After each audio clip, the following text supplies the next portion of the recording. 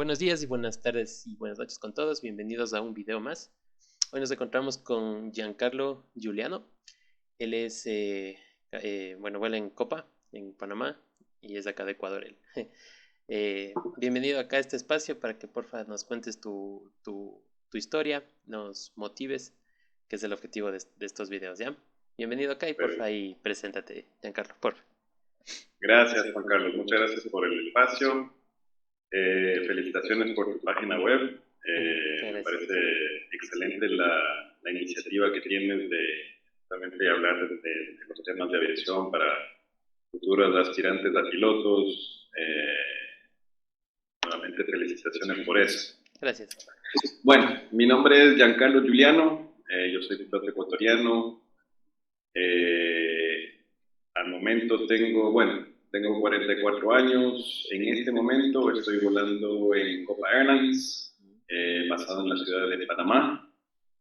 Estoy volando en este momento el 737 NG y el 737 MAX. Son la flota que posee ahora Copa. ¿Ya? Estoy en la aviación desde el año 1999. Wow. Cuando empecé la aviación, cuando era ¿Ya? todavía estudiante universitario, y en realidad yo quise dedicarme a la aviación desde que yo era bien pequeño. Ya. O sea, nació Ajá. así desde niño. Es Ya, una pasión que he tenido desde que tengo uso de razón, ya, por varias circunstancias. Como decimos, me picó el bichito de la aviación cuando era bien pequeño. ya. Así que ¿Fue por algún familiar o viste aviones? en realidad yo no tengo familiares cercanos que sean pilotos. Básicamente, mi abuela me dijo que yo tenía creo que un primo de segundo o tercer grado que también es piloto Ya, en Italia. Yo tengo familia lejana en Italia, yo no lo conozco, pero mi abuela me había dicho que él también es piloto por allá. No sé qué es lo que vuela, pero bueno, en todo caso ese sería mi contacto familiar más cercano a la aviación ya, en cuanto a la parte técnica. Yo tenía mi relación en realidad con la aviación fue a través de mi papá. Mi papá, él era ingeniero químico, pero él era francés. ya, Obviamente, yo también tengo la nacionalidad francesa. Él fue uno de los representantes legales de Airbus en Ecuador hace muchos años, cuando justamente Airbus estaba interesado en ofrecer la flota Airbus A300 y A310 a Ecuatoriana de Aviación. wow, Y ya, después también a Saeta o la 320. Entonces, justamente esa vinculación a la aviación, digamos que empezó fuertemente por ahí. ya, El hecho de que también tengo familia en Francia, parte de mi papá, tengo tíos, bueno, en mucho tiempo cuando mis abuelos todavía vivían, yo me iba a visitarlos a Francia.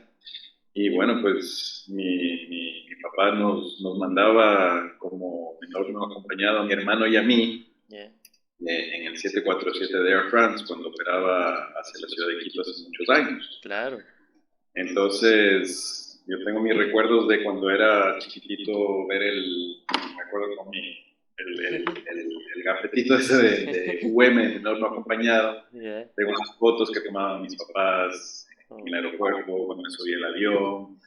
Y wow, tengo un recuerdo muy particular que fue justamente en esa época no había problemas de que pudiera visitar la cabina de mando. mm, Y me acuerdo que mi hermano y yo que nos íbamos solos en ese vuelo hacia París para visitar a mis abuelos y a mis tíos, pues nos hicieron pasar a la cabina y yo me acuerdo, yo seguramente tenía unos 6 años, ya, 7 años, y yo me senté en las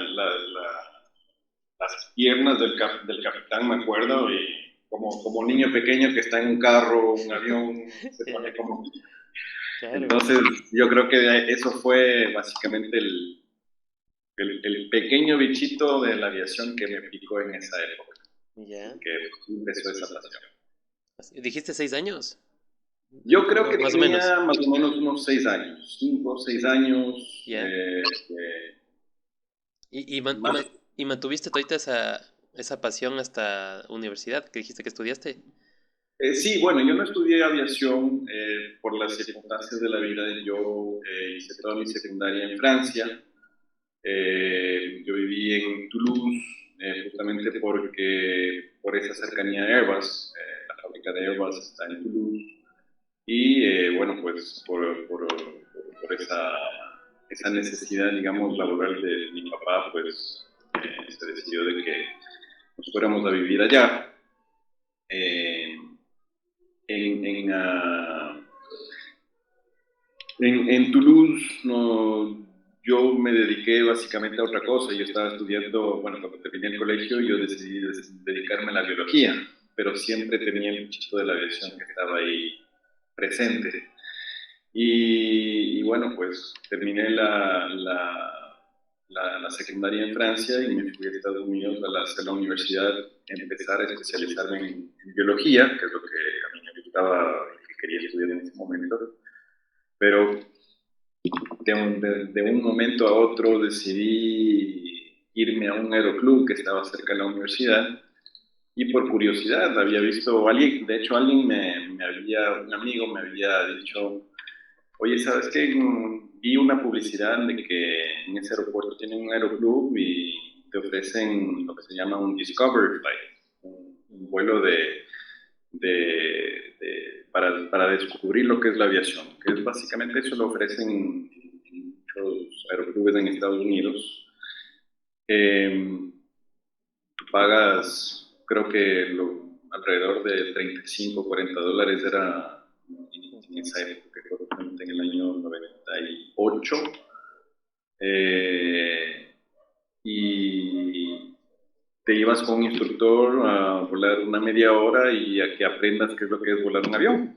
Entonces era una Cessna 152 y nada, pues eso fue ya digamos, el detonante para ya decidir cambiar de rumbo y apasionarme mucho más por la aviación, de lo que ya tenía esa pasión y más bien ya dedicarme a la parte de ser piloto. Ya. Oye, chéverísimo. O sea, pero bueno, y de ahí, o sea, ¿te quedaste en Estados Unidos o viniste acá? ¿Dónde estudiaste tú? Yo empecé, de hecho, en Estados Unidos, justamente en ese aeroclub, un pequeño aeroclub en el centro del estado de Nueva York, en una pequeña ciudad, digamos, lo que se llama Ítaca. Ahí es donde empecé, en realidad en esa época, como yo estaba dedicado a la biología, pues dije, no, yo quisiera de repente hacerlo como hobby. Ujú. Entonces, se me dio la oportunidad justamente de hacerme socio del aeroclub y de empezar a pagar unas horas por aquí. Y como te digo, la realidad en ese momento era que lo iba a hacer como un hobby, Ya. pero me gustó tanto y encontré o sea, esa pasión que yo ya tenía por los aviones y la aviación en general, fue creciendo mucho, mucho más y de repente pues ya decidí cambiar de rumbo. Así que regresé al Ecuador. Bueno, en Estados Unidos yo hice alrededor de unas 25 horas de vuelo, me parece. Ya. Y ya cuando regresé a Ecuador, entré a la escuela de ICAR. Entonces, ahí es cuando ya dije, no, me quiero dedicar a esto y empecé o sea, un momento, una época en donde estaba entre la aviación y la biología, seguía estudiando biología, pero que quería seguir volando, hasta que ya simplemente decidí cambiar de rumbo. Y todo me salía mejor, obviamente no podía hacerlo en Estados Unidos por varios motivos y me salía mucho más fácil hacerlo en Quito, en la escuela de ICA.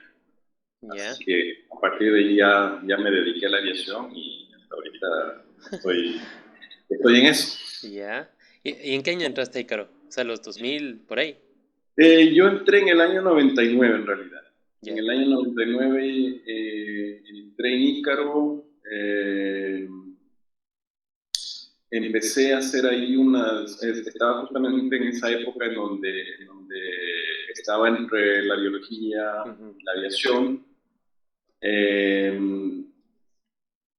como es la vida, de repente, bueno, pues yo seguí en la universidad en Estados Unidos en el año 2001, y cuando ya quería justamente tratar de cambiar de rumbo en Estados Unidos, dedicarme ya más a la aviación, me fui a la universidad, hablé con ellos, les dije necesito un poco de guianza para saber cómo debo yo cambiar de rumbo y ver si es que en alguna universidad puedo hacer algo relacionado con la aviación sin perder obviamente todos esos créditos universitarios que yo había tenido.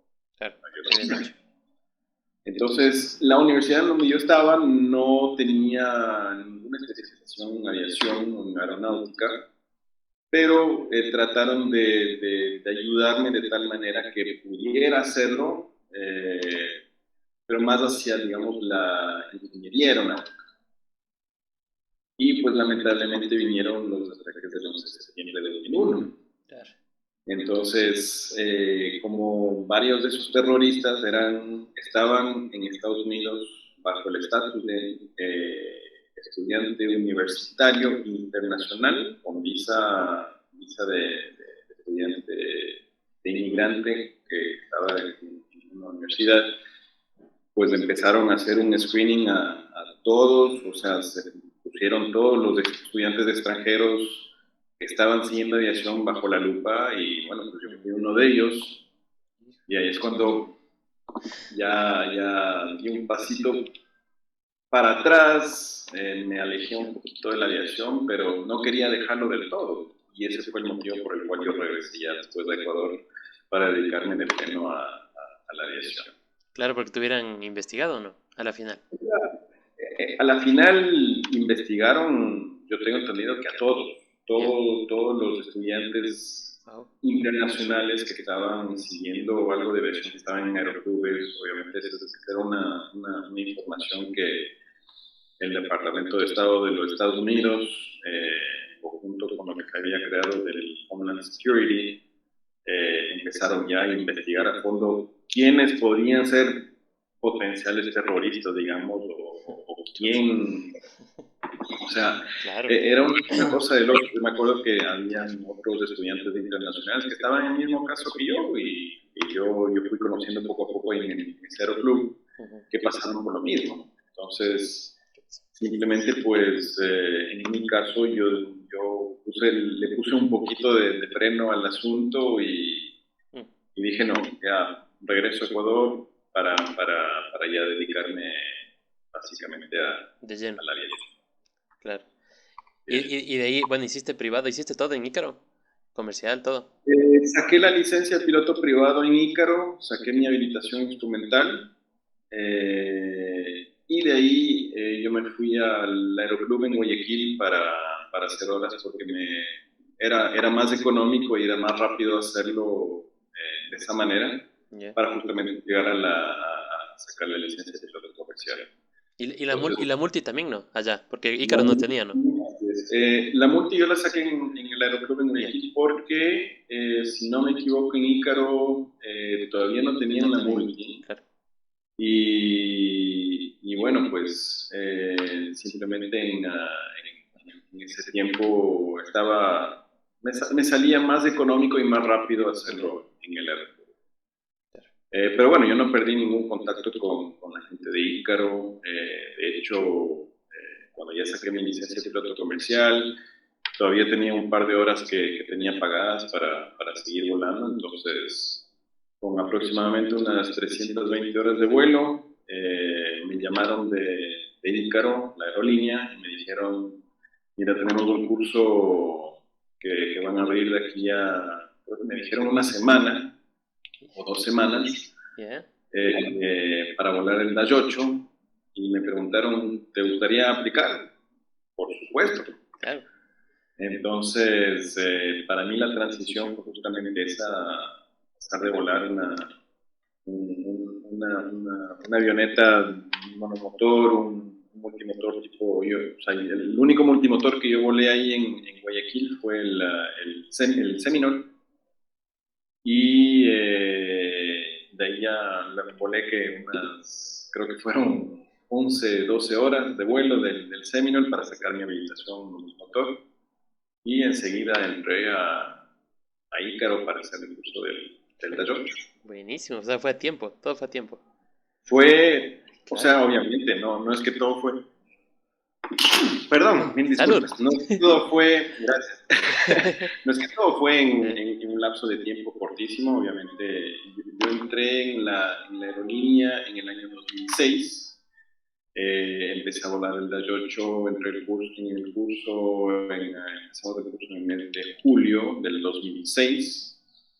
Y nos fuimos al simulador en el año, bueno, en el mes de octubre, septiembre o octubre de 2006, no recuerdo exactamente. Empezamos, creo que fue a finales de septiembre Súper. y ya terminamos el simulador finales de octubre. ¿En dónde fue el Dash? El curso en tierra fue en Ícaro, en Quito mismo, en las Aquí. instalaciones, Ya. todo lo que es lo que se llama la inducción, digamos, a la compañía, que es se me fue el término, como lo dicen en Ecuador, eso es Como operacional, o sea, sí, bueno, es básicamente una inducción a la compañía, te enseñan lo que son manuales de la compañía, ya. las postes son básicamente las especificaciones operacionales bajo las cuales opera la autoridad aeronáutica, en el caso de la Dirección General de Aviación Civil del Ecuador, le permite operar a la aerolínea. Y después de eso ya el curso del avión mismo, sistemas, todo eso. Ujú. Y ya después el simulador fue en Toronto. Ah, súper. Justo al lado, fue en Flight Safety, justo al lado de la fábrica Bombardier, Ya. donde fabrican bueno, donde siguen fabricando los Dash 8 y que ahora ya es parte de, digamos, bueno, donde también hacían ahora A220, el Ya. Airbus 220. Ah, claro, porque es algo mezclado entre ellos, ¿no? Claro, Bombardier y Airbus ahorita. Claro. el Airbus 220 es fabricado por Bombardier en realidad, pero llegaron a un convenio para volver o sea, el nombre cambió y ahora es parte de lo que es la flota de Airbus como el Airbus 220. Chévere. ¿Y el primer simulador que hiciste fue muy nuevo? Oh, Bueno, a ver, yo durante muchos años, mi vínculo, digamos, directo con la aviación fue a través de la aviación virtual. ya, Eh, chévere. yo estuve muy metido en el tema de la aviación virtual durante muchos años. Obviamente teníamos una herramienta espectacular, el Microsoft Flight Simulator, que en sus distintas versiones fue mejorando, fue siendo más realista. Y bueno, pues la comunidad de aviadores virtuales del Ecuador fue creciendo bastante. Sí. Recuerdo que habían dos redes bien conocidas para justamente la aviación virtual, que eran IBAO, que siguen siendo IBAO y Ujú. PATSIM. Exacto. Eh, yo más me vinculé, más me identificaba con IBAO que PATSIM y nos reuníamos con varios amigos a hacer los famosos vuelos virtuales Chévere. que son conocidos por muchos apasionados de la aviación en el mundo entero, ¿no? Claro, claro. De hecho, muchos, bueno, no quisiera decir que la mayoría, pero sí una buena parte de los pilotos de mi generación, digamos, tuvimos esa herramienta y muchos nos conocimos por ese medio y coincidencia que después, con el pasar del tiempo, pues varios de nosotros nos fuimos ya En la a la realidad. aviación, Claro. digamos, real, ¿no? Ya la carrera misma Ujú. aeronáutica. Uy, qué Así, bacán. pero ese fue digamos, mi fuente de información, mi fuente de conocimiento antes de realmente dedicarme a la aviación de pleno. Y aprendí muchísimo ahí, yo aprendí muchísimo a través de la aviación virtual, porque tenía, bueno, pues algunos amigos, compañeros de la aviación virtual que ya estaban de alguna manera u otra ya inmersos en la aviación real, sean como ingeniero de vuelo, sean como pilotos privados, como pilotos comerciales. Uno de ellos era pues justamente Capitán Cristian Caicedo.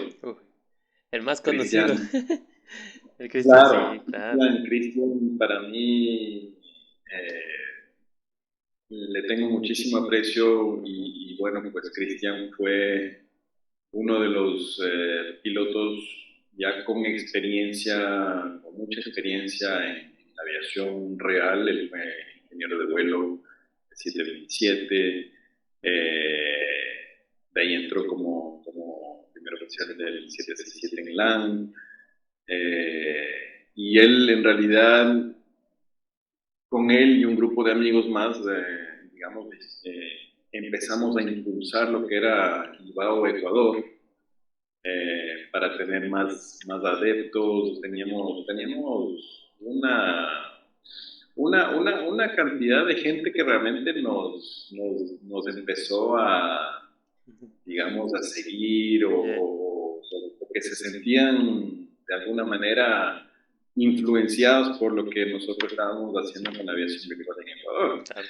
Me acuerdo que una época nos fuimos en el día de la FAE.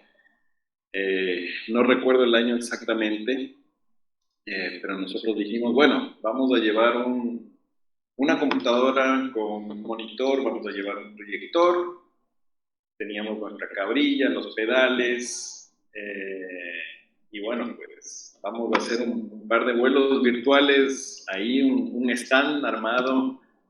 Creo que en esa época, no recuerdo si nos habíamos llamado Aviación Ecuador. Pero ese grupo No, sí no, hay. Pero ese grupo sí hay.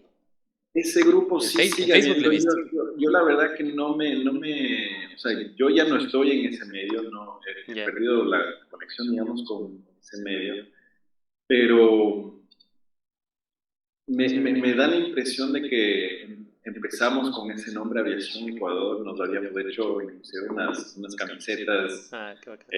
para estar, digamos, todos uniformados, ¿no? Ya, Y poder así como motivar claro. o por lo menos, o sea, que la gente tenga un poco de curiosidad de cómo es un vuelo en la vida real.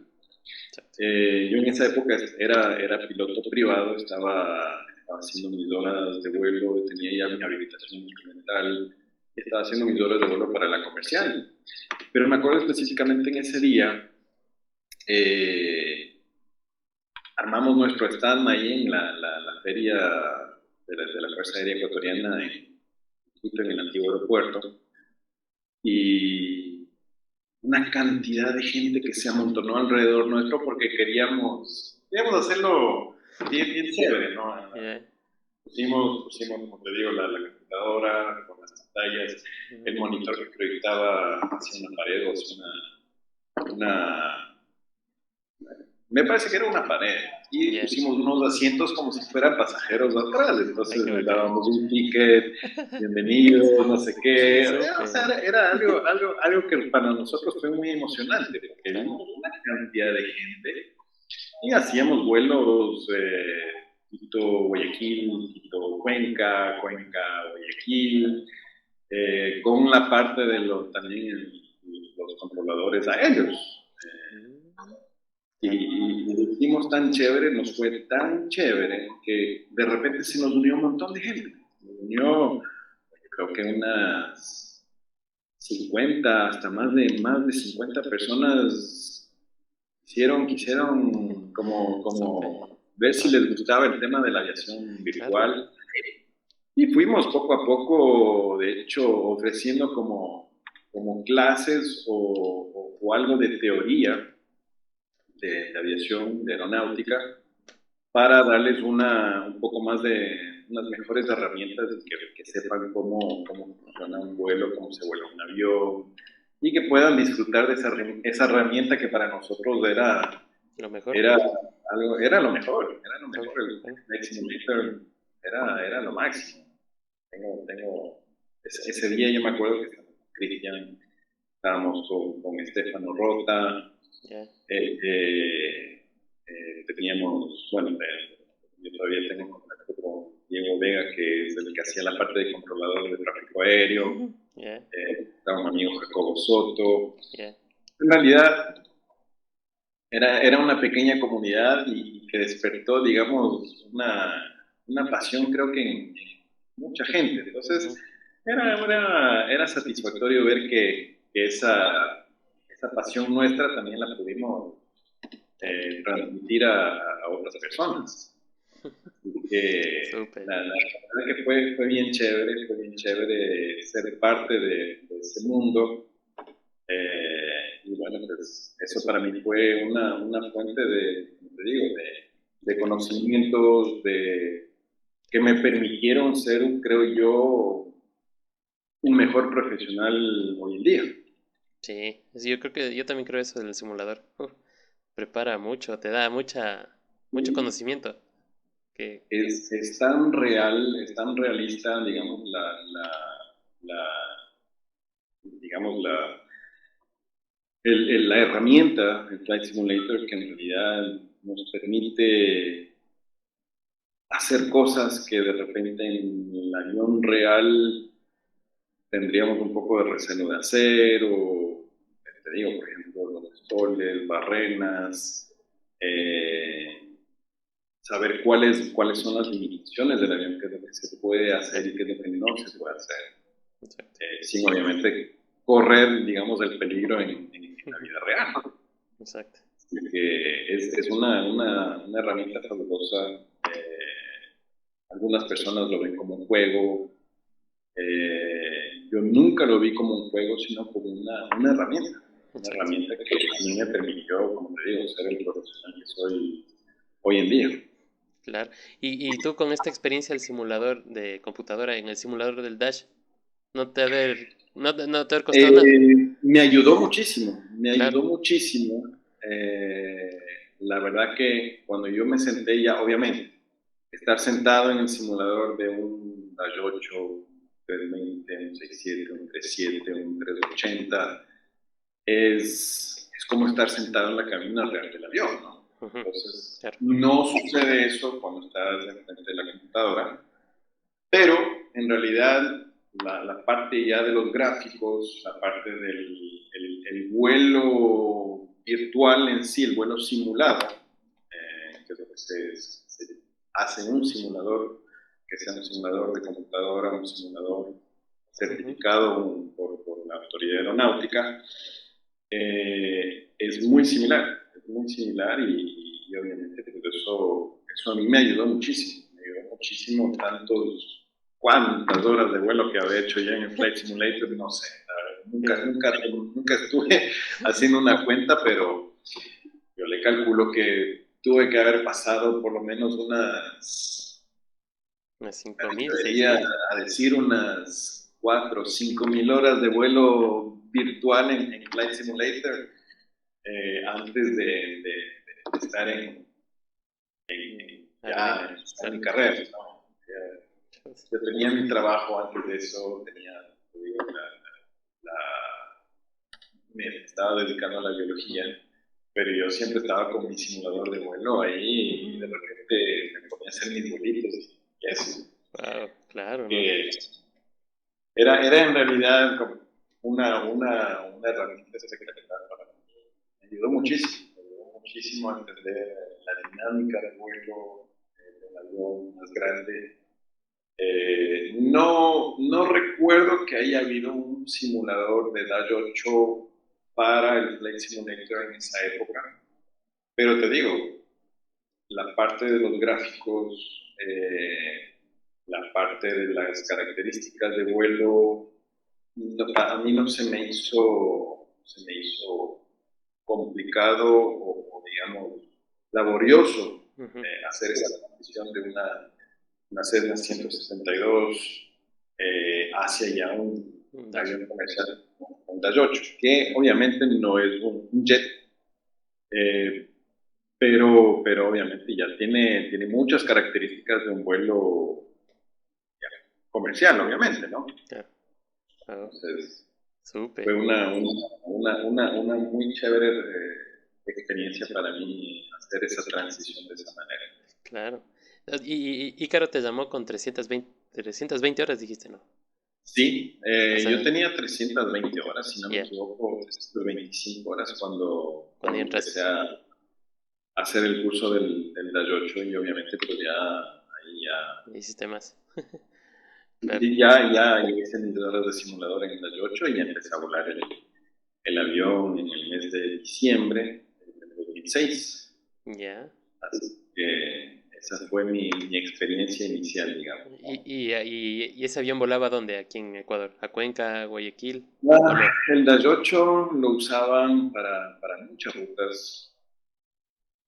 Vamos a hacer Guayaquil, Manta, San Vicente, Ah, San Vicente. Esmeraldas, Chapachina, nos íbamos al Coca, de vez en cuando me parece que tenían vuelo al Lago Agrio, Cuenca, obviamente, Loja, el Dash 8 lo trajeron, eh, no voy a decir específicamente para los vuelos a Loja, pero era la única aeronave de Ícaro que entraba a Loja en esa época. Ya. Había mucha necesidad, digamos, de volar a Loja Ujú. para Ícaro, justamente porque había un buen mercado y solamente la única aerolínea que operaba allá era TAM. Pero había una buena cantidad de pasajeros y pues los vuelos de Ícaro también iban a full. Iban a full, claro. Iban, el Dash 8 200 que tenía Ícaro era para 37 pasajeros y era raro ver un vuelo a Loja que no esté con más del 80% de su capacidad. Wow. Entonces era un avión muy bueno, Feldash, para acá. O sea, lamentablemente en América Latina, en general, vamos a hablar en términos generales, tenemos la idea de que porque un avión tiene hélices es un avión viejo. Y no es el caso. No Ujú. es el caso. Claro. Eh, un avión, el Dash 8 es un avión bastante eficiente para la operación, por ejemplo, en el Ecuador. También operación en Colombia. El Dash 8 lo usaron muchísimo en Colombia durante muchos años, tanto de 300 como 400, con la empresa Aires. Tenían, me parece que ellos tuvieron como 12, 14, 15 aviones Dash 8 y operaban rutas internas, justamente porque habían aeropuertos más pequeños, aeropuertos de cierta complejidad en los cuales no podían entrar a volar un avión jet. Un avión jet, claro. Loja sí podía, o sea, sí también iba con el Fokker, pero 28 me acuerdo, después pusieron el Embraer, eh, y mira que con ciertas adecuaciones y el avance de la tecnología, Tecnología. pues ahora LAN también está hablando con 319. Claro. O sea, en esa época, bueno, pues me parece, no estoy seguro, pero me da la impresión de que Loja sí, no, pues ya no, porque si tienen aproximaciones ARNAV y son ARNAV R&D a Loja hoy en día que permiten justamente operar en condiciones meteorológicas más adversas. Claro. En la época que yo volaba, pues era un aeropuerto básicamente visual. Claro. No existía una aproximación instrumental para poder aproximar y aterrizar en hoja. Entonces, todo era, Visual. digamos, visual, veíamos Claro. el terreno abajo y teníamos un procedimiento que ya era conocido por todos para poder entrar a Loja. O sea, Catamayo en realidad, Claro, es el que sirve la ciudad de Loja, Catamayo. Pero definitivamente que no era la operación que hay hoy en día. claro. Entonces, Ahorita cambió. Dash era un avión ideal prácticamente para cierta operación que se hacía en ciertos aeropuertos. Digamos, con el Dash 8 también, si no, a ver, Montalvo, el Oriente, Gualaquiza también, me fui 2 veces, se hicieron un par de vuelos adicionales a Gualaquiza. A Chelmera también volábamos, me parece que también fueron un par de veces a Tena. Oh. Y yo me fui una vez también a Tarapoto. Era porque en esa época VIP, que también tenían Los Dornier. los Dornier 328, se había dañado y llegaron a chartear el vuelo también de Ícaro para Tarapoto durante unos pocos días. En realidad la operación del Dash 8 era espectacular, claro. A mí me encantaba ese avión. Todo el Ecuador, básicamente. Sí, todo el Ecuador. Claro. Tulcán también. Yo no volé a Tulcán, no me acuerdo si es que el Dash 8 de Ícaro, el segundo que tuvo un Dash 8 durante una época, si no me equivoco, en el año 97, me parece que fue que Ícaro también operó con un Dash 8. No recuerdo si fue un Dash 800 o un 201, pero el que tenía Ícaro en la época que yo lo volé era el Dash 8202. Ya. 202. Básicamente esos fueron. Una vez también me fui a Galápagos, pero con un vuelo charteado para llevar un repuesto de un barco, me parece que era de Metropolitan Touring. Necesitaban urgente y chartearon el avión para poder ir allá. Ya. Chévere. ¿Y de ahí pasaste a otro avión de Ícaro o ya fue a No, otro campo? yo apliqué a LAN en esa Ya. época y me llamaron para ya formar parte de LAN en el año 2008. LAN Ecuador. LAN Ecuador. Ya. Ajá, LAN Ecuador, para volar en la flota Airbus. Ajá. Y esos ya eran nuevos, ¿no? Era nuevo ¿Cómo? acá. Eso ya era nuevo aquí, ¿no es cierto? Como Airbus. Airbus. Claro, o sea, Airbus o sea, LAN Ecuador en esa época con el Airbus hacían vuelos únicamente a Santiago y Buenos Aires. Ya. No tenía todavía la operación doméstica que tiene ahora. Entonces, yo fui parte del primer grupo de pilotos contratados para el crecimiento de la flota Airbus y justamente para empezar la operación doméstica. Ya. Entonces, la operación doméstica al inicio fue Quito, Guayaquil, Cuenca. Y un poco después vino Galápagos. Esa era básicamente, entonces ya fue creciendo la flota Airbus. Se mantuvo los vuelos a Santiago y Buenos Aires y creció con la operación doméstica. La operación doméstica la hacían obviamente en Airbus 318. Entonces, claro, yo empecé ahí volando el 320 y el 318. Ya. ¿Cuántas horas entraste a LAN? Yo a LAN entré más o menos con unas 1200 horas, no, perdón, unas 1500 horas de vuelo. Yo ya tenía cerca de 1200 horas de Dash 8, más las 300 adicionales que yo tenía cuando iniciaste. En aviación general, exactamente. Y súper bien. Entonces, ¿Hiciste full horas en el Dash? ¿Cómo? ¿Hiciste bastantes horas en el Dash? Sí, hice mis 1100, 1200 horas de vuelo aproximadamente. 1172, si no me falla la memoria para mí, de Dash 8. Chévere. Y de ahí, bueno, pasaste a LAN y de ahí. LAN, exactamente. Y de ahí. Estuve en el Airbus volando el 318 y el 320 durante 2 años, un poquito más de 2 años. Y me ofrecieron la transición al 767. Entonces, bueno, en el Airbus, cuando yo entré a LAN, en muchas empresas cuando haces una entrevista que tiene 2 o más flotas de aeronaves, por tradición o de repente por necesidad o por tratar de ver cómo es el candidato, las aerolíneas te preguntan qué avión te gustaría volar. Yo respondí que yo tenía mi preferencia personal, pero que cualquiera de los dos me encantaría volar. Mi preferencia personal era el 767. De Yo creo que todos, creo. muchos pilotos Claro.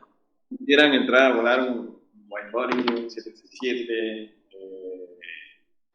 por desconocimiento, diría yo. Me atrevo a decir que es por desconocimiento, porque en realidad, cuando a mí me dijeron, bueno, Giancarlo, bienvenido a la compañía, has sido contratado para volar el Airbus 320. En ese rato yo me acuerdo que fue un sentimiento medio encontrado, ¿no? Porque dije, bueno, yo hubiera querido entrar al 67, pero se me acaban de contratar en la Ecuador, voy a volar un jet, un Airbus 320. Entonces enseguida se me vino a la mente challenge accepted. Yeah. Así que el reto lo tomé de la mejor manera y en realidad pues yo me di cuenta que yo tenía una falta de conocimiento de lo que era el Airbus. El Airbus 320, estoy hablando de todo lo que es la generación 320, 30, 40, 50, el 80. Es una generación de avión, ya son la cuarta generación. Entonces son aeronaves de última tecnología, en donde en realidad la manera de volar, la manera de ciertos sistemas es con una tecnología muy avanzada. Y en realidad, bueno, pues hay muchos manuales, mucho que estudiar, pero era, la verdad que yo me enamoré del avión, me encantó volar el 320, me da mucha pena no haberlo volado más, pero bueno, algún día a lo mejor te presente la oportunidad y pues si se la presenta, encantado de la vida, yo volvería a volar un Airbus, si es que se da una oportunidad, ¿no? Yo nunca tuve esa digamos,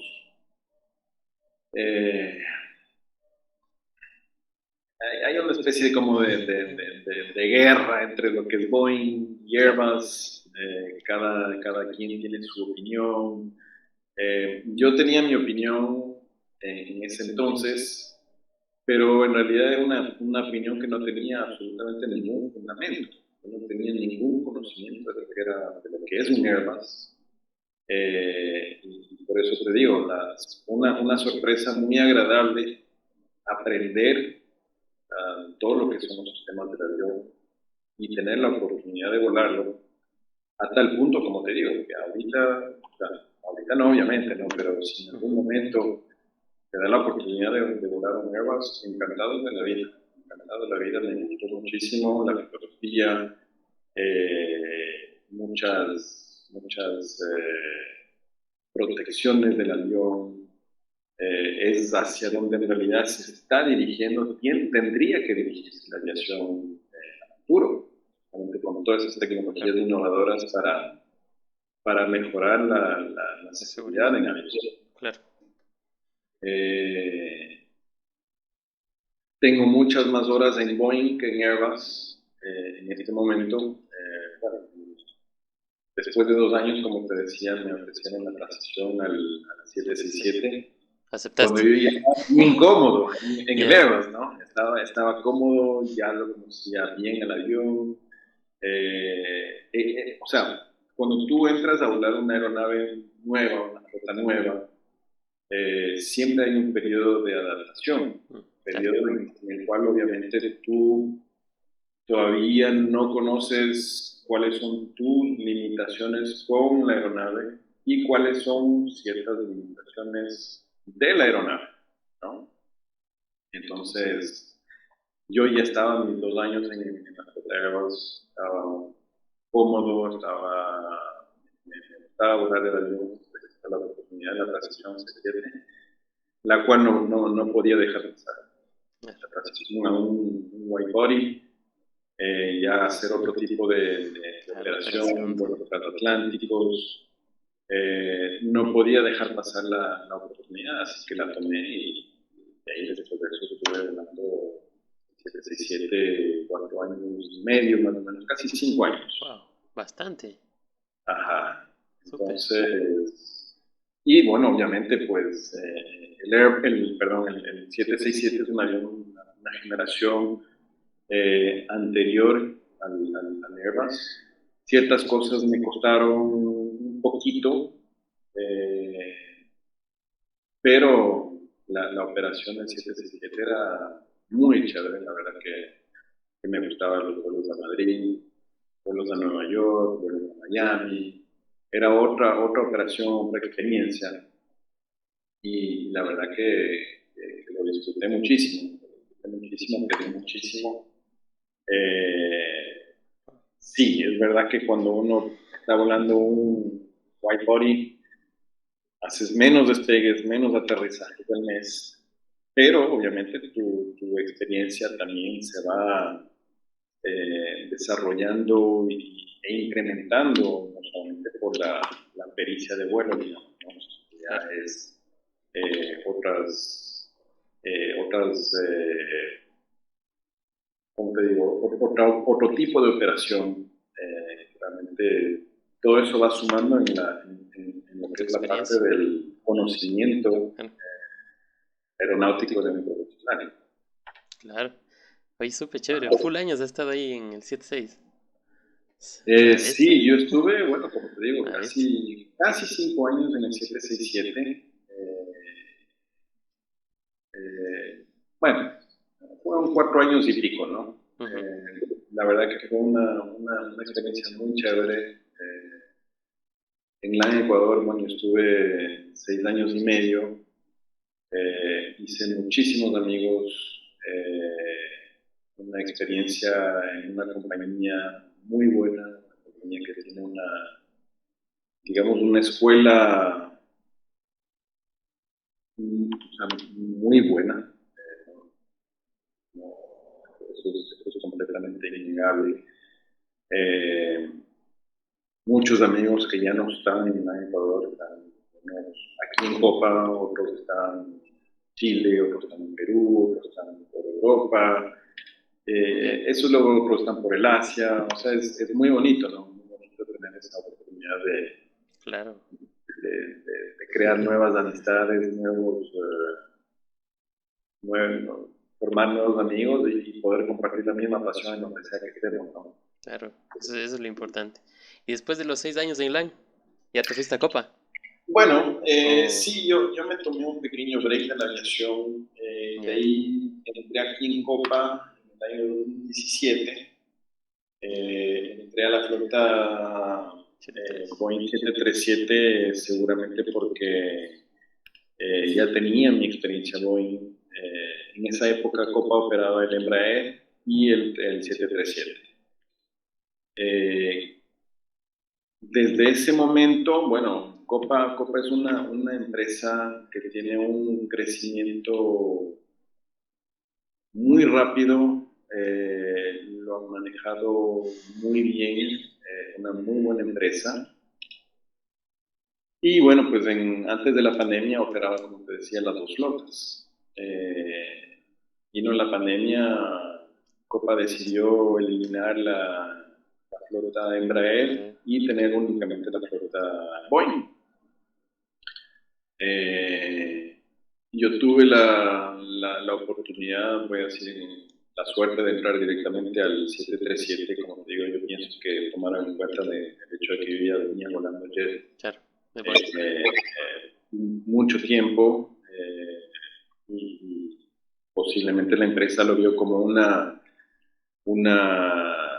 ventaja tenerme ya directamente en la flota de Boeing. porque otros compañeros que entraron al mismo tiempo que yo, ellos entraron al embrague. Pero con otro compañero que también ya tenía experiencia en 737-500, los dos pasamos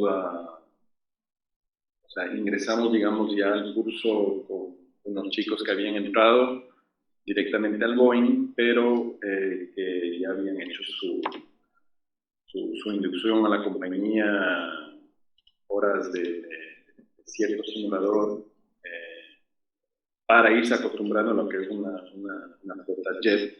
Claro.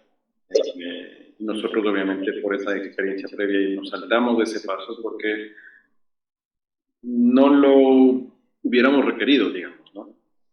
Yeah. Así que pasamos directamente al Boeing. Bueno, pues aquí he estado en Copa desde el 2017. Yeah. Ya 5 años. Wow. Sí, sí, bueno, por la pandemia las circunstancias hicieron que yo tuve que tomar la decisión de retirarme voluntariamente de la compañía.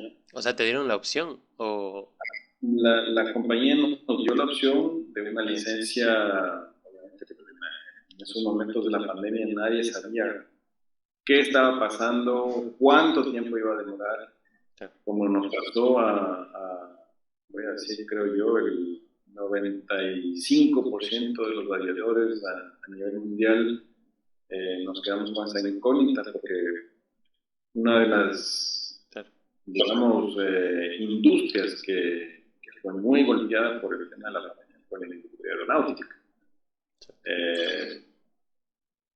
No se podía volar, todos los países cerraron sus fronteras, muy pocos países operaban vuelos domésticos con muchas restricciones. Entonces, muchos pilotos, o sea, hubo mucho movimiento de pilotos, mucho piloto extranjero en muchas aerolíneas que tuvieron que regresar a sus países. Porque tenían licencia o porque simplemente les convenía más, digamos, poner una renuncia voluntaria. Copa ofreció esas opciones. Yo decidí tomar la opción del retiro voluntario porque Copa nos ofreció una prioridad de recontratación una vez que las cosas vayan retornando, digamos, a la normalidad. Y así fue. Copa me dio la oportunidad de regresar. El año pasado ellos me llamaron justamente a partir del mes de octubre del año pasado, ya se pusieron en contacto de nuevo con los pilotos que habíamos salido y cuales fuimos bastantes. Hasta volver a hacer los papeles, actualizar ciertas cosas. Claro, todo. Enseguida y yo pude ya regresar a la compañía en el mes de enero. Entonces otra vez estoy aquí en Copa desde el mes de enero de 2022. O sea, todo lo que es la pandemia te tocó venir acá, o sea, acá a Ecuador. Sí, yo pasé en Ecuador.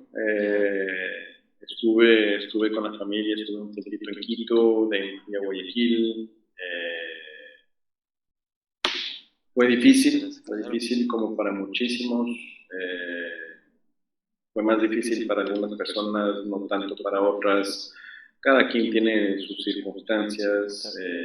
Obviamente no era una situación fácil para nadie. Así simplemente terminó siendo el manejo de la pandemia para mí y mi familia. Nos quedamos en Guayaquil y poco a poco pues saliendo adelante hasta que simplemente me llamaron de nuevo aquí a Copa y estoy contento y agradecido de estar de vuelta. Claro, pues. Pero y tú te fuiste, claro, con familia, ¿no? Sí, claro. Yo estuve aquí con mi esposa, mi hijo en Panamá antes de la pandemia y bueno, tocó regresar. De ahí otra vez. Y bueno, por el momento ahorita estoy con mi esposa y mi hijo que están en Guayaquil. Yo hago una especie de commuting entre Panamá y Guayaquil. Cada que tengo mis días libres trato de ir para allá. No es difícil para mí porque de Copa yo tengo 4 vuelos diarios de Quito y tengo entre 5 y 6 vuelos diarios a Guayaquil. Entonces, la empresa nos da la ventaja de poder irnos y regresar cuando querramos, las veces que querramos al mes entre nuestro país de origen y Panamá, obviamente cumpliendo ciertos requisitos que nos impone la compañía por obvias razones, ¿no? Pero sí, yo hago mi commuting así cada vez que tengo mis días libres, trato de acomodar mi itinerario cuando se puede. Cuando no se puede, pues simplemente me toca pasar un poco alejado de la familia durante algunas semanas. No es lo mejor, pero bueno, pues así es la vida del artista. Así es la vida de piloto. Claro, así no. Yo siempre he dicho que no hay beneficio sin sacrificio. Uno tiene que saber sacrificar ciertas cosas para realmente llegar a tener un beneficio final. Con mi esposa lo hemos conversado. Así lo hice la primera vez que vine a Copa, desde commuting hasta que ya pude traer a mi esposa y mi hijo acá a Panamá. No fue tan fácil de repente como pensamos al inicio, pero somos animales de costumbre. Nos acostumbramos y lo hicimos de esa manera. Ahorita nos tocó volver a acostumbrarnos a estar un poco separados, pero como te digo, yo tengo esa ventaja de que tengo 6 vuelos diarios a Guayaquil. Si yo tengo mi día libre, o sea, yo hago solicito mi itinerario justamente para poder acumular una cierta cantidad de días libres consecutivos al mes. Termino mis vuelos y pues enseguida sigo para Guayaquil. De hecho, justamente hoy de noche yo tengo un vuelo a Montevideo, regreso a Panamá el día domingo y agarro el primer vuelo que tengo disponible para Guayaquil porque tengo 3 días libres después. Y así podré pasar con mi familia. Claro. Pero bueno, son gajes del oficio. Son gajes del oficio, claro. obviamente no es lo mejor, digamos, en ese sentido, pero o sea, uno se va acomodando, ¿no? No te digo que todos lo pueden hacer, porque obviamente cada familia tiene sus necesidades. Algunos lo pueden hacer. Conozco pilotos argentinos, pilotos uruguayos, que ellos hacen commuting, ya que ellos no tienen la ventaja que yo tengo de tener 6 vuelos al día. Ellos tienen entre 2 y 3 vuelos al día y ellos son mucho más. Entonces, ellos tienen una especie como de pelea. Son vuelos que van a full, los vuelos a Ezeiza, los vuelos a Montevideo. Ya cuando no hay un asiento disponible, pues es la pelea a través del seniority, de la antigüedad, para ver quién se puede ir en jumpsuit a la casa. Y no siempre se puede hacerlo. A veces hay algunos que se quedan. Yo te digo, no tengo ese problema porque somos pocos ecuatorianos aquí en Copa. Somos 2 que vivimos, digamos, en Guayaquil, entre Guayaquil y Panamá. Entonces, que ocurra una vez en que el vuelo está completamente full, exista un solo jumpsuit y nos peleemos entre los 2, que se quede uno, es una en 10,000, digamos, o una en 100,000. Entonces, pues, no tenemos ese problema. Brasileros tienen el mismo inconveniente, vamos a decirlo así, porque son bastantes brasileros aquí en Copa. Bueno, ellos tienen mucho más destino. Copa ahorita vuela a Manaus, Belo Horizonte, Brasilia, Sao Paulo, Río, Porto Alegre. Entonces tienen varios destinos y ellos tienen su ventaja para inclusive poder conectar dentro de Brasil, si es que ellos, por ejemplo, son de Recife, pero tienen pueden ir a Sao Paulo, Tienes razón, allá que hay cinco vuelos al día y de repente conectan con el famoso extra que había hace algunos años atrás en Ecuador, conectan de la misma manera hacia su casa. Pero no es el caso, por ejemplo, de los uruguayos, que son bastantes, porque solamente hay vuelos a Montevideo. Claro. Así que ya es un tema ya ¿aló? Sí, hey. Creo que se había cortado un poquito. Entonces, bueno, pues, como te digo, yo me adapto, esto es Claro. mi realidad. No tengo problema para hacerlo de esta manera. Claro, chuta. Son como todo, bueno, como dijimos, son gajes del oficio que toca pasar. Así es, como te digo, no hay beneficio sin sacrificio. Exacto. El sacrificio es justamente eso, pero el beneficio es yo poder estar en una buena compañía, un buen trabajo, un trabajo seguro, un trabajo te mantienes volando todo, que me permite seguir creciendo profesionalmente. Así que exacto. No, es cuestión de organizarse, ¿no? Exacto. Sí, tienes razón. Volviendo aquí un poquito a algo personal tuyo, ¿tu aeropuerto favorito cuál es? Quito ha de ser. todo el mundo me dice Quito. Quito definitivamente que está en mi top 3. Ya, pero no es uno. No es del top ¿Cómo? 1. No es del top 1. Yo creería que podría estar en el top 1. La verdad que no me he puesto así a analizar, digamos, como para decir, wow, no. O sea, yo soy quiteño. Toda la vida me he sentido quiteño a pesar de que yo vivo en Guayaquil. Amo a mi país. Digamos, el reto que representa volar a Quito es algo que muchos pilotos conocen, todas las aerolíneas que vuelan hacia Quito. Quito es un aeropuerto considerado especial en muchísimas aerolíneas.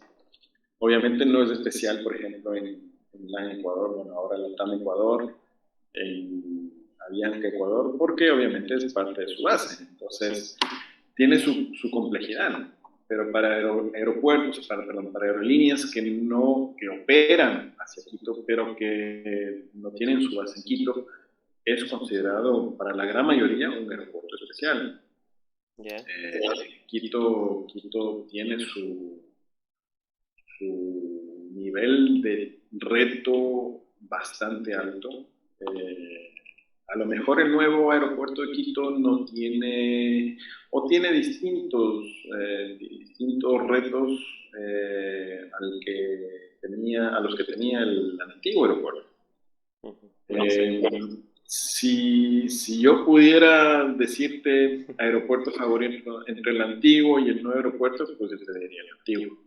El antiguo aeropuerto, hasta ahorita yo me acuerdo que el día que cerraron las operaciones del antiguo aeropuerto y pasaron al nuevo aeropuerto, yo venía de Madrid y mi vuelo era Madrid-Guayaquil y hacíamos del heading, o sea, de pasajero, el vuelo de Quito. Y bueno, pues era como muchísimas aerolíneas empezaron poco a poco a habilitar a sus pilotos en el nuevo aeropuerto. Era una incógnita saber exactamente cómo iba a ser la operación. Al inicio fue una operación bien complicada en el nuevo aeropuerto. Pero poco a poco ha ido mejorando. O sea, eso es lo bueno. Siempre hay la posibilidad de mejorar las cosas. Pero, bueno, hasta ahorita que cuando ya llegamos al antiguo aeropuerto, o sea, llegamos, aterrizamos en el nuevo aeropuerto y de ahí me acuerdo que con el capitán agarramos el bus de aeroservicios hacia el antiguo aeropuerto. Cuando llegamos de ahí, a mí se me partió el alma. Se me partió el alma de ver que el antiguo aeropuerto, que es donde yo operé durante muchos años, en el cual me atrevería a decir inclusive que yo aprendí a volar. Ya no iba a operar. Entonces, Claro. de hecho, si tú ves mi celular, Ah, es una foto, que yo tomé, ya. que circula en internet, una foto del antiguo aeropuerto. Esta foto yo la tomé con,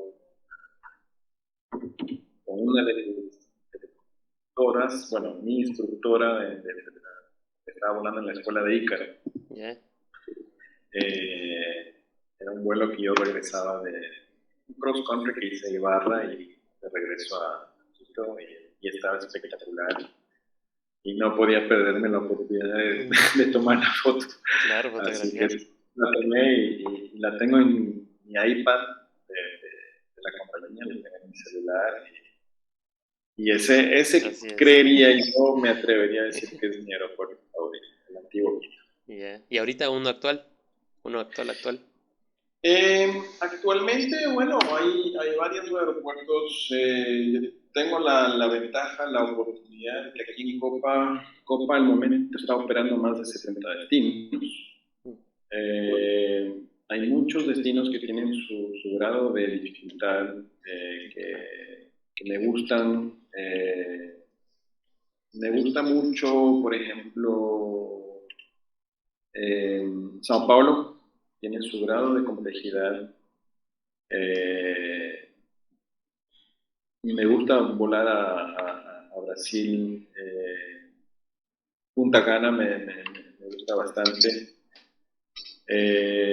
Orlando, también un aeropuerto bien chévere. No es muy complicado, pero bueno, un aeropuerto que tiene igual sus cuatro pistas. Uno de los más retadores, digamos, podría ser Chicago. Claro. Chicago es un aeropuerto con una complejidad bastante alta. Eh, yo creería que entre ese y el aeropuerto Kennedy de Nueva York Ya. son los más retadores y de los más chéveres de volar en Estados Unidos. Yo no he tenido la oportunidad de ir a Boston todavía, pero bueno, Boston también tiene su grado de Dificultad. Claro. ¿Y a San Martín? San Martín San no. Martín no he volado No. todavía, no se me ha dado la oportunidad. Obviamente que San Martín pues, es un aeropuerto icónico. Claro. ¿Quién no conoce San Martín por las fotos, los videos? O sea, un apasionado de aviación sabe lo que es San Martín, Claro. sabe, sabe la complejidad o sea, no es que tiene mayor complejidad en sí, digamos, del aeropuerto, sino que es por Lo la bonito. parte Claro. icónica de la playa, de Es- los aviones grandes que aterrizan, que llegan ahí. O sea, Claro. tiene que ser muy, muy bonito, muy satisfactorio. Algún día, ojalá algún rato, pues, seguramente se me dará la oportunidad Ir allá. de allá y bueno, pues, ahí tendré ya mi punto de referencia sobre lo que es aterrizar en la mar. Claro. Chévere. ¿Tú en algún momento en tu carrera, te acuerdas ahorita tal vez de algún momento que de felicidad, así más marcado en toda la carrera que tengas? Cuando saqué mi licencia de piloto comercial, eh, yo creo que ese fue un momento clave porque dije, no, ya soy un piloto con una licencia que me va a permitir realmente buscar cumplir mi sueño de hacer lo que yo quiero hacer, piloto de aerolínea. Entonces, ese fue uno de los momentos de felicidad más altos. Obviamente, como saqué mi licencia de piloto privado también, pero en mi caso me marcó más cuando yo saqué mi licencia de piloto comercial. Me acuerdo de hecho que eso fue en Guayaquil, me había chequeado ya el piloto comercial y enseguida me embarcaba había pedido el extra en un vuelo hacia Quito. Yo todavía vivía en Quito en esa época. Y yo me acuerdo que enseguida conté, obviamente, lo primerito que fue llamar a mi familia. Después con mis amigos, oiga, ¿sabe qué? Quiero compartirles que hoy en día por fin ya soy piloto potencial. Y realmente ese creo que fue un momento clave, por lo menos en mi vida como aviador, haber podido cumplir ese paso tan importante que es ya tener una licencia para poder hacer algo que me gusta y que me paguen por hacerlo. Claro, y que te abre más puertas y todo, claro. Uy, Exactamente. ay, qué bacán. Chévere, oye, la comercial. Muy bien. ¿Tu avión favorito? Desde niño hasta ahorita, sí. Capaz de haber sido el 747, si no mal me equivoco. Por lo que fue tu primer avión que te subiste y te tocó el bichito. Eh, Mira que, bueno, así aviones de aviación general que yo haya volado están las 150, las 152, 172. El Seminole volé el Tomahawk. Ujú. De hecho, me acuerdo que hubo una época en el aeroclub en Guayaquil que el Tomahawk no había muchos pilotos que lo volaban, no les gustaba, no sé por qué. Y cuando yo decidí pagarme un bloque de 100 horas de vuelo en el aeroclub para justamente hacer 1000 horas hacia la comercial, yo pregunté, ¿y el Tomahawk qué tal es? Le dije, ¿puedo volar ese? Me dijeron, sí, claro. Mira, no hay muchos pilotos que lo vuelan.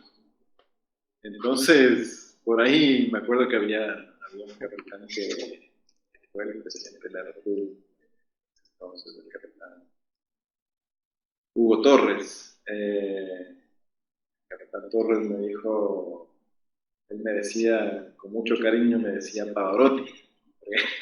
Como yo tengo un nombre, apellido italiano, Ya. pero él no se acordaba que era Giancarlo, entonces me dijo, tú Pavarotti, ya quedé como Pavarotti. Ya. Y me dijo, oye, Pavarotti, tú desempolvaste la Bravo Kilo Charlie, uno de los, o sea, el único Tomahawk que tenía el aeropuerto en esa época. Y a mí me encantó, me gustó muchísimo volarlo. Un avión de ala baja, me acuerdo que la potencia la tenía como ya más de una potencia, no es como Ah, no es varilla. ajá, Ya. ya o sea, se sentía como más avión, ¿no? Ya. Más, era como un Sí. siguiente paso. Y me gustó muchísimo volar el Tomahawk. Ya. Eh, Obviamente me enseñaron a cómo tenía que operarlo porque no puedes hacer una práctica de stoles o de barrenas en el Tomahawk como lo puedes hacer en el Cessna. En la Cessna tú haces un stall o una barrena, tú le sueltas y básicamente se recupera solo. En un Tomahawk tú no puedes hacer eso. No puedes, tienes que ayudarle un poquito al avión por características aerodinámicas. Eh, Recomendaban no practicar stall, como digo, barrenas en el Tomahawk. Stoles sí, pero barrenas no. Entonces uno tenía que hacer sus stoles bien coordinadas para que no termine en una barrera. Claro. Pero te digo, en realidad el Tomahawk me gustó muchísimo. Y bueno, como te decía al inicio del video, el Airbus en realidad es un avión que me marcó muchísimo, a lo mejor porque fue el primer jet que yo volé, pero me encantó las ayudas tecnológicas que tienen para el piloto. Eh, Obviamente todo eso en pro de la seguridad. Bueno, Claro. el avión a la final, si tú le desconectas del autopilot o del autothrust, eh, puede volar como un avión convencional, prácticamente. obviamente que no es el mismo feeling volar con un side stick que con una cabrilla. De hecho, cuando yo entré a LAN, me dijeron que iba a volar el Airbus. Mi primer temor, y eso es por ignorancia, por falta de conocimiento, le dije, qué incómodo que debe ser tener que volar con un side-stick. Yo tenía en la cabeza la idea de que yo iba a estar volando así para atrás. O sea, completamente, no me imaginaba para nada cómo era volar de esa manera. Entonces, yo me imaginaba esos los motociclistas en Estados Unidos que están con sus choppers, sus Harley Davidson, así. Y te digo, yo pensé que volar un Airbus iba a ser algo remotamente parecido, pero Pero nada que ver. o sea, Claro. no le veía para nada la manera. Y mi primer simulador, cuando yo me senté por primera vez en el simulador del Airbus, acomodé mi asiento, acomodé el apoyabrazos y recuerdo todavía esa sensación. Dije, regresé a ver la cabina y dije, wow, qué locura, qué comodidad. O sea, se nota que el fabricante Airbus, los ingenieros que diseñaron el avión, la cabina, pensaron y pensaron durante muchísimas horas en la ergonomía de la cabina y la comodidad para el piloto. No, yo estaba completamente equivocado, nada que ver. Y eso te digo, yo creo que muchos pilotos o muchos aficionados piensan que no han volado Airbus. Piensan en Airbus y dicen, no, eso no es avión, no, eso el fly-by-wire, que no sé qué, que no te deja volar el avión correctamente. Eso yo también de una manera u otra pensaba parecido y es por ignorancia, simplemente porque no se ha tenido la oportunidad de volar, digamos, tanto Airbus como Boeing.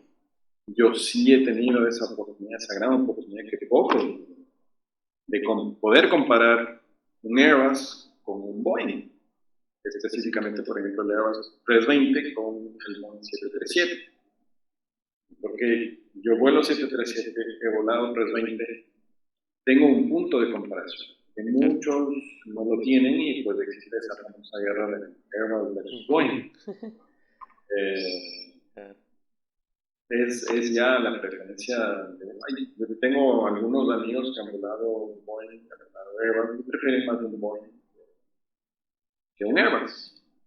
Yo no tengo un avión preferido, yo creo, pero decía, si algún día se me presenta la oportunidad de volar en Airbus, encantado de hacerlo. O sea, ¿te gustan los dos? O sea, el Boeing y el Airbus están ahí. Me gusta muchísimo las ayudas que tiene el Airbus para el piloto, para la navegación. Sin embargo, me gusta bastante la filosofía de Boeing en cuanto a lo que es la distribución. Aquí hay una cosa un poquito clave que también hay que entender, ¿no? Lo que me refería es la distribución de la información que requiere el piloto para operar la aeronave de manera segura, ¿no? Entonces, en ese sentido, Boeing, a mi punto de vista, es algo muy personal, es mucho más pilot friendly, más amigable con el piloto que Airbus. En los manuales de Airbus, mi punto de vista es que hay muchísima información, de la cual no toda es requerida para operar el avión de manera segura, sino que te ponen información adicional. Entonces yo, por ejemplo, lo digo Sí, los 2 años que volé el Airbus versus los años que ya vengo volando Boeing. Lo que me acuerdo, yo le calculo así a grosso modo un 70-75% de la información contenida en los manuales de Airbus, lo digo que es need to know, se requiere conocer. Y el 25% restante es nice to know, o sea, es bonito conocerlo. Es un plus que te pone, pero no es que requieres para operar de manera segura la aeronave. En cambio, Boeing, sus manuales son más concisos en ese sentido y por eso muchos lo consideran a Boeing como más amigable con el piloto, más pilot friendly. Ahora, porque yo también puse una pequeña pausa en lo que estaba hablando de esto. De ahí podemos hablar del tema del MAX, el 737 MAX. La información que la compañía de manera unilateral obvió en cuanto al sistema MCAS, que lamentablemente desencadenó los accidentes fatales que tuvo el 737 MAX antes de la pandemia. Entonces, llega un punto en donde eso ya no es tan bueno, ¿no? Entonces, uno ahora se pone a pensar y dice, bueno, ¿qué cantidad de información de repente es bueno, los pilotos de Boeing no tienen acceso o conocimiento y que deberían saber? Es una incógnita que obviamente es difícil de medir, es muy difícil de medir, digamos, de cuantificar, ¿no?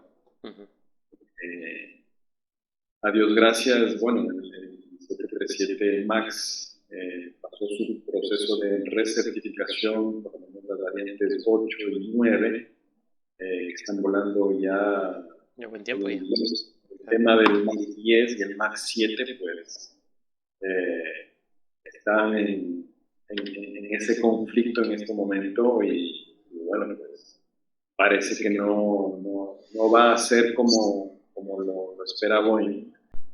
Bueno, eso en cuanto a lo que es Airbus versus Boeing. ¿Algún avión preferido? No, todos los aviones que he volado me han gustado, tienen sus cosas chéveres, de repente no tan chéveres. Yo ahorita volando en 737 estoy encantado con un avión muy versátil. No es de la generación de Airbus 320, de la generación anterior, pero es un avión muy versátil. Es un avión que realmente lo han ido perfeccionando, mejorando con el pasar de los años, de años. Pero como decimos, llega un punto en donde extienden, tratan de tirar el chicle lo más que puedan y ya. Y se rompe. Bueno, eso es lo que aparentemente pasó con el 737. Claro, ¿no? Okay. Pero bueno, entonces todos los años que has volado han sido tus favoritos. Sí, bueno, entonces está bien. Tú tienes detrás tuyo, tú tienes una foto de la... Sí, la famosa Bravo Juliet. La Delta November. Esa es la Delta November. Okay. Sí. Bueno, la famosa Bravo Juliet que muchísimos pilotos en Ecuador tuvimos la oportunidad de volar. La Bravo Juliet T41 Delta. Con un motor de 210 caballos de fuerza que operaba de una manera espectacular. Una avioneta con muchos años, con muchísimos aterrizajes, y a pesar de eso es una aeronave que le dio la oportunidad a muchísimos pilotos para formarse como profesionales, ¿no? Algunos como lo mantuvieron como hobby, pero le volaron. Y volaron aquí en Los Quito, claro. volaron por la Bravo de India, tuvieron que haber pasado miles de platos vegetarianos. Y literalmente me atrevo a decir miles. No sé exactamente cuántos, pero yo me acuerdo que en la época que yo la volaba, el jefe de la escuela, que coincidentalmente ahora está volando aquí en Copa, él en esa época, estoy hablando de los años 2002, 2003, por ahí, él le había hecho un cálculo así a grosso modo y esa pequeña avionetita que es tan icónica para la aviación del Ecuador, ya, si no me equivoco, él ya le calculaba más de 60.000 aterrizajes. Sí. Wow. Entonces, imagínate, porque como era la aeronave que usaban para instrucción en Ícaro, esa avioneta hacía alrededor de unos, ¿cuántos despegues, aterrizajes al día? Me atrevo a decir, por lo menos unos 40, 30, 40, 50 aterrizajes, porque en el antiguo aeropuerto pues hacíamos circuitos visuales, tomas de despegues, en esa época sí era permitido. Entonces, una sesión de entrenamiento de una hora, de repente hacemos 6 tomas de despegues en una hora. Entonces, imagínate cuántas horas volaba esa aeronave al día, cuántos aterrizajes hacía al día. Seguramente hacía unos 30, 40 aterrizajes al día. ¿Y cuántos años que venía yo operando esa aeronave? Sí, 70.000 aterrizajes no parece descabellado para nada. Sí, no, Entonces, cuando alguien dice, ay, sí, la Bravo de India, no sabe. la Bravo de India era, para los pilotos ecuatorianos, era, wow, o sea, era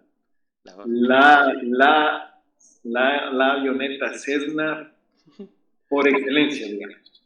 ¿Ya?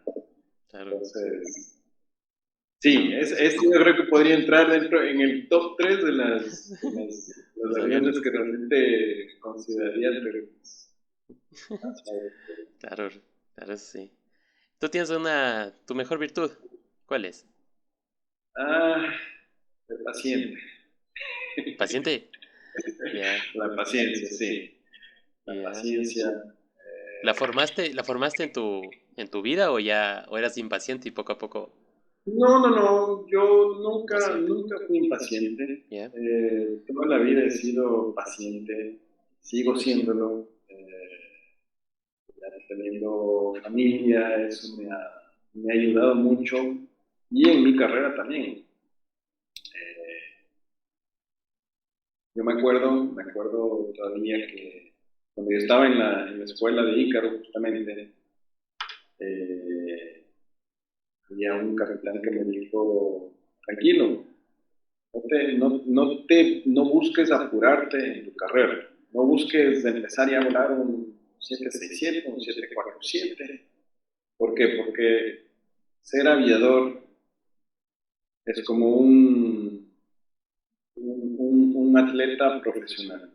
El aviador está realizando una carrera de resistencia y no de velocidad. Entonces, buscar ser piloto es una carrera de resistencia y no de velocidad. ¿Por qué? Porque tú no vas a poder pasar de una Cessna 150, 152, ser capitán de un 747 de la noche a la mañana. Es un proceso que puede tomar varios años, que debe tomar varios años, de hecho. Eh, yo he tenido la suerte de ser un hombre con mucha paciencia, que me ha permitido mantenerme en mi carrera sin buscar el apuro. En mis sesiones de simulador, a mí siempre me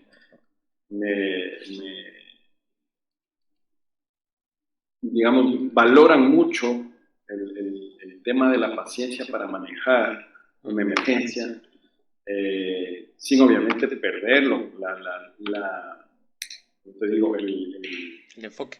La esencia de la emergencia, obviamente que una emergencia no conoce, se las prácticas en el simulador, uno tiene que saber qué es lo que debe hacer. Pero cuando tú no tienes paciencia, tú puedes cometer muchos errores. Entonces, eso a mí me ha ayudado muchísimo en mi carrera, en sesiones de simulador, en la vida real, en vuelos reales, en donde uno realmente a veces se tiene que armar de paciencia para resolver el problema. Sí, ese creo que sería mi virtud principal, algo así. Por lo menos mi esposa estaría completamente de acuerdo conmigo. Entonces, ella certifica eso. Sí. ¿Tú tienes algún mentor en tu vida? ¿Algún mentor?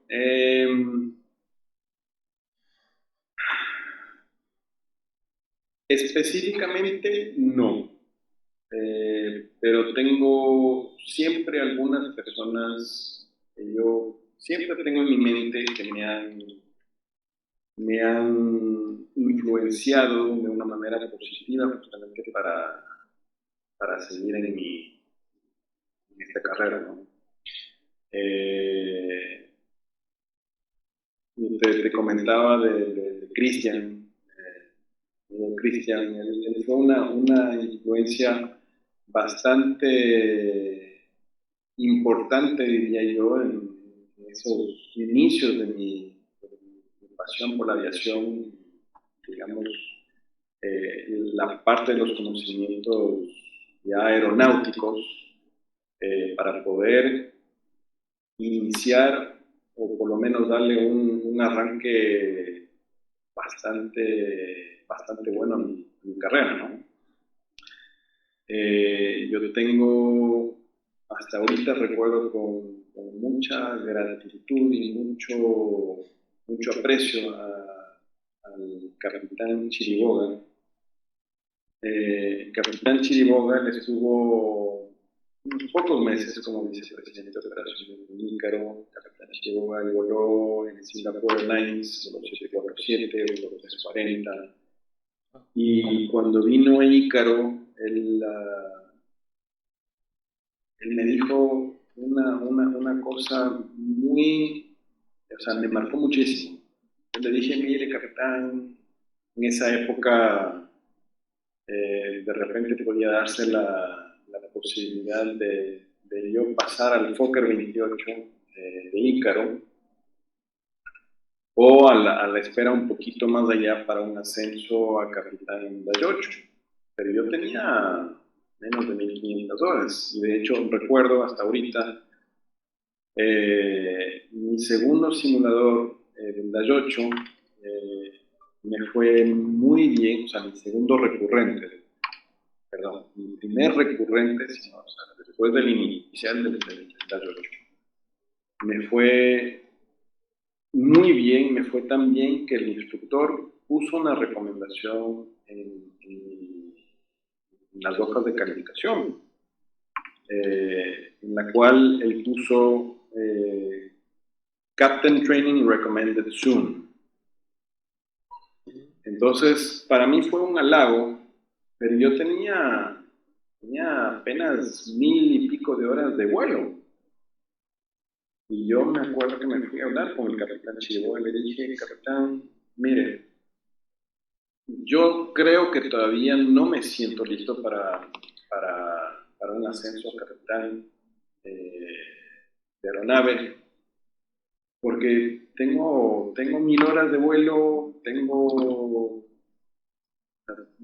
no me siento listo todavía, a pesar de que me fue muy bien, y sí, yo me esmeré estudiando, me esmeré en iniciaciones de simulador, en manejo de las emergencias, perdón, pero no me sentía listo. Y él me dijo, mira, tú quieres ser un buen capitán en tu carrera, primero tienes que ser un buen primer oficial, un buen copiloto. Y esa pequeña como te digo, lo que me dijo en ese momento creo que ha jugado un papel bastante importante en mi carrera profesional, porque aprendí que las cosas no se deben hacer al apuro en el ámbito aeronáutico. ¿Ya? Ujú. Me lo dijo de tal manera que yo creo que justamente ahí es cuando dije, no, de repente aquí puede hacer que me vayan a ofrecer el ascenso a capitán en el Dash 8 o pasar de copiloto al Fokker 28 o buscar una oportunidad en otra aerolínea. Entonces ahí es cuando yo decidí aplicar a LAN. Y la verdad que, como te digo, bueno, las cosas de la vida han hecho que justamente yo hubiera podido también ascender aquí un poquito justo después del inicio de la pandemia aquí en Copa, pero vino la pandemia y pues puso un freno a todo. Entonces, soy un hombre paciente. Yeah. Ahorita justamente estoy terminando mi preparación para ya poder aplicar justamente al ascenso a capitán aquí en Copa y Dios mediante esto se verá en este año 2023. Así que, pero te digo, el capitán Chihuahua con una tranquilidad me dijo de esa manera, quieres ser un buen capitán, pero no tienes que ser un buen primer oficial. Y ahí es cuando entendí de que realmente uno no debería saltarse ciertas etapas de la carrera profesional. No te digo que ese sea el camino para todo el mundo, Todo, porque claro. todos, cada uno somos un universo distinto, ¿no? Ujú.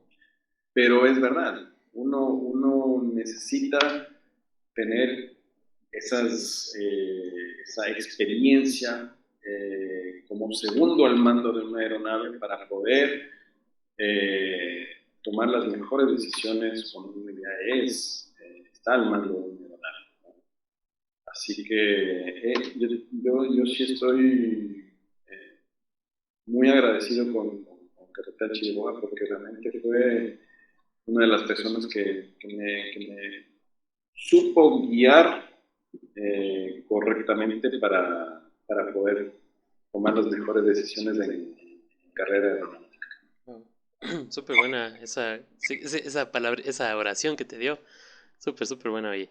Sí, Súper y la lógica. verdad que no, como te digo, tengo varios compañeros aquí en Copa eh, con los cuales he conversado de este tipo de cosas y les digo, miren, nadie tiene la vida comprada, nadie tiene una bolita de cristal que te va a decir, oye, ¿sabes qué? Mañana vas a ascender a capitán o vas a ascender a capitán el año próximo. Pero yo siempre trato de compartirles esa misma pequeña oración que me dijo el capitán Chiriboga a mí. Me dijo, Giancarlo, ¿quieres ser un buen capitán? Primero tienes que ser un buen primer oficial. Y te digo, la verdad que es, o sea, es Muy verdad, bueno, es sí. verdad. Uno a lo mejor, obviamente, es normal ir pensando en el futuro de la carrera de uno, pero hay pasos que seguir, hay un ritmo que seguir, ¿no? O sea, si uno se salta de repente esos pasos, puede ser que no le permita tomar una buena decisión en el futuro. Uno nunca sabe, no se sabe, ¿no? O sea, respetar los procesos de entonces. Sí, Eh, o sea, claro. y como te digo, o sea, tener la paciencia para que tu carrera sea definitivamente lo más beneficiosa posible. Que tú como profesional, que uno como profesional pueda decir, no, yo pasé, hice, como decimos en mi pueblo, yo hice la conscripción, hice, Y pasé por eso y Claro, ya, ya sé lo que lo que significa. es, exactamente. ¿Y tú ahorita cuántas horas de vuelo tienes? Ahorita, Exactamente, yo ya perdí la cuenta, pero más o estoy menos. alrededor de unas 8.000 horas de vuelo. Súper. Y en el 737 ya tienes, ¿qué será? Ya más de 3.000. Eh, Estoy ahorita más o menos con unas 2.000 y pico de horas. Te digo, no me he puesto A ver, estoy un pero poco estás, atrasado en mi libro de vuelo. pero más o menos estás así, entre 2.000 y pico de horas en el, Sí, alrededor de las 2.000, seguramente un poquito, alrededor de unas 2.500 horas de vuelo por ahí. ya. 2.200, 2.500 por ahí. ¿Y tú haces simulador cada 6 meses? Sí, claro, Sí, cada 6 meses tenemos que hacer un recuento del del simulador. simulador. Ya. ¿Tú qué les podrías decir a la gente que nos ve, que quieran continuar, que tengan dificultades, que quieran botar la toalla también, que quieran, Mira, no sé, o que necesitan algún consejo motivador? eh, paciencia, paciencia, que traten de armarse con paciencia. La aviación es una industria, hacer la carrera de piloto es muy bonito. Eh, o sea, no todo es glamour, no todo es color rosa como de repente lo puede pensar. Se requiere mucho sacrificio. De repente te vas a hacer cumpleaños, fechas importantes. Eh, hay que saber eso de plano, cuando uno se quiere meter en esta carrera, y tomarlo con paciencia, ¿no?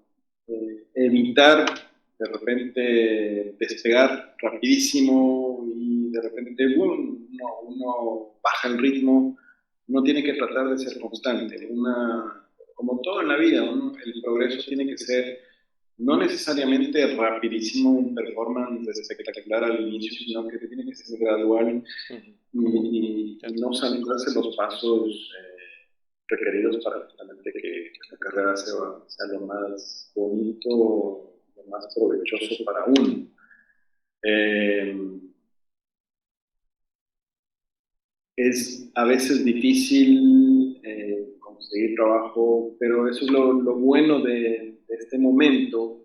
En este momento, la aviación se está recuperando post pandemia, eh, y se está recuperando de tal manera que es muy probable que con muy poco tiempo nuevas aerolíneas se formen, las mismas aerolíneas existentes vayan requiriendo de más pilotos, más personal para justamente seguir creciendo, ¿no? Entonces se pueden dar oportunidades, de repente uno puede estar con la necesidad o la gana de botar la toalla. No hay que desesperarse. Las cosas vienen en su tiempo y uno tiene que saber manejar esa paciencia teniendo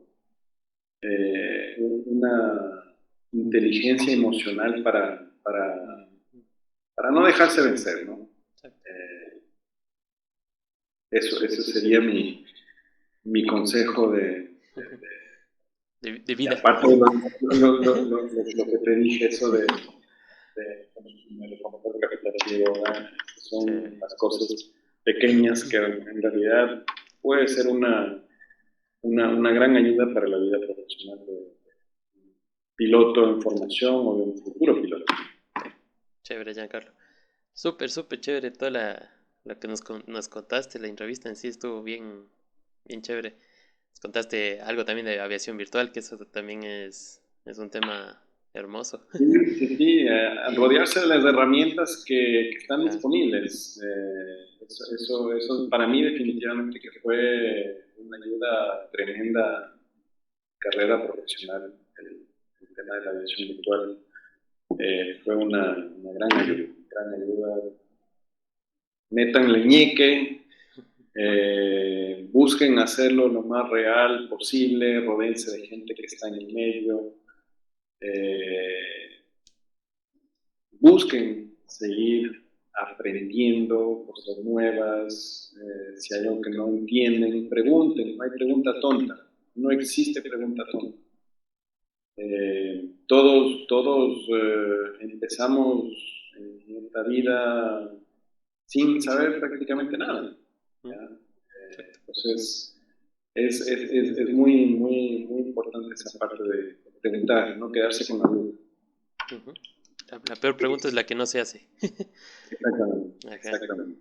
Giancarlo. Más bien, te agradezco por todo el tiempo. Nos tomamos por nada, muchas gracias por tiempo. La invitación. Gracias por haberme invitado y nada, pues éxitos a ti con este emprendimiento que tienes. Me parece muy chévere, te felicito. Gracias. Y nada, para futuros aspirantes a piloto, los que están en proceso de formación, pues no les deseo suerte. Nadie necesita suerte, necesita éxito. Éxito en esta bonita carrera. Chévere, Giancarlo. Entonces, eso, ¿qué más te iba a decir? Igual, bueno, otra vez agradecerte por el tiempo, por el espacio que nos diste aquí para conversar y motivar a la gente, que ese es el fin de estos videos, ¿ya? Igual deseándote igual todos los éxitos, unos buenos vuelos, que Dios siempre te bendiga. Y eso estaremos igual en otra oportunidad de ahí, si es que se da. Sí, exactamente. Eso. Y igual a la gente que nos ve, like, compartan y cualquier comentario y lo dejan acá abajo y lo haré llegar a Giancarlo si es que tienen alguna consulta o cualquier cosa. Eso es mi hermano. Entonces, ahí estaremos viendo en otra oportunidad, ¿no? Listo, cuídate mucho. Sí. Chao, saludos a todos.